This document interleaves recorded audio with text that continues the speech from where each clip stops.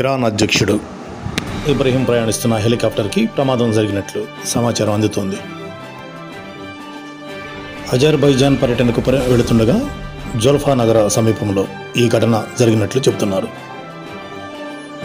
వాతావరణం సరిగా లేని కారణంగా హెలికాప్టర్కు ప్రమాదం జరిగినట్లు అనుమానిస్తున్నారు. ఇరాక్ అధ్యక్షుడు ఇబ్రహీం కోసం గాలింపు చర్యలు చేపట్టినట్లు ప్రభుత్వం తెలిపింది.